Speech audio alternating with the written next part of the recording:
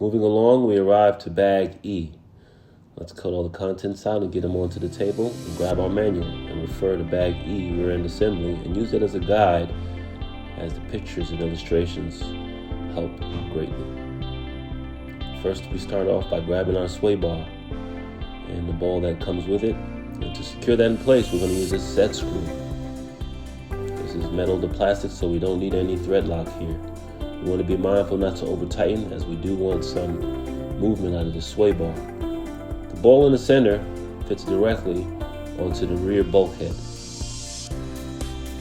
In the middle, there's a groove which the ball will sit into, so be mindful to set that appropriately. With the sway bar cap put on, let's seal it and lock it down by tightening down on our 6mm button head screws, 2 of them that go down diagonally, and then beneath that there are 2 set screws that you input as well.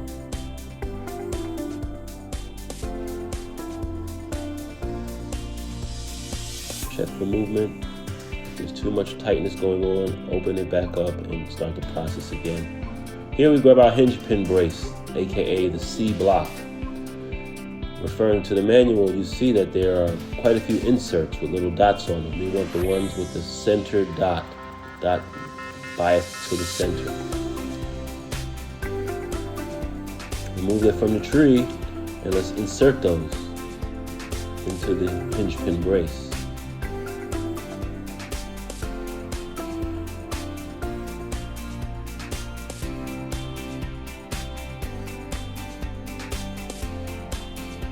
Here we want to secure the hinge pin brace to the rear bulkhead.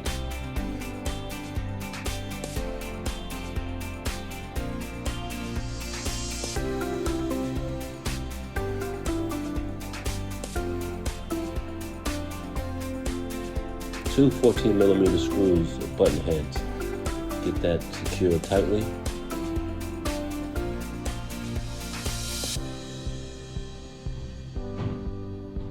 And now we want to insert our rod ends, ball rod ends. And to lock those in place, we're going to use a set screw and a little bit of thread lock on top of that, because we are going from metal to metal, and the thread lock helps to secure the metal to metal contact. Here we want to tighten down snug. Be mindful not to over tighten, because these sway bars are interchangeable. They have a sway bar kit set that we can adjust for different size sway bars. So while we do want a tight, snug fit, we don't want it so tight that when it comes time to switch out, you have troubles.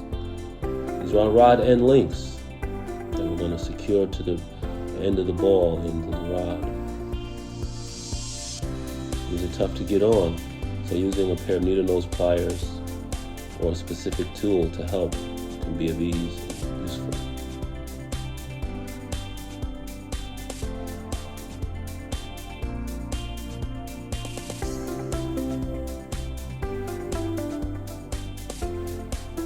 The other hinge pin brace, aka the D block, we want to refer to those plastic inserts again and choose the ones with the center dot.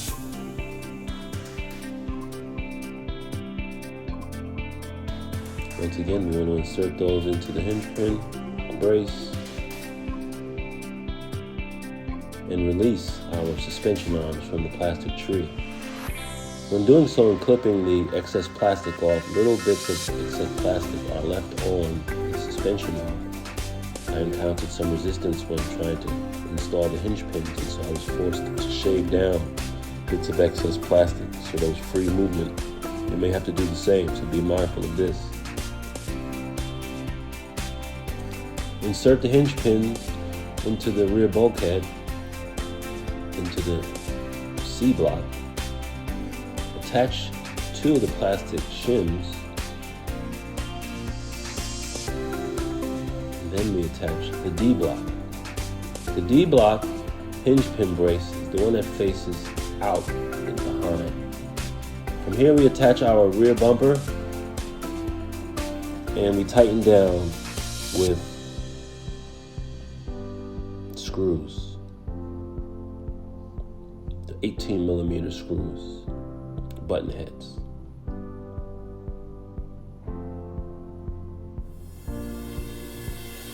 As it starts to come together, you'll notice that the rod end links are detached, and so we want to screw those in to the suspension arms. A nice thrust of the screw and some screwing down to a tight snug fit is what's needed. Once again, be mindful to not overscrew, as you could strip the case and make things a little bit loose in there, which you want to try to avoid.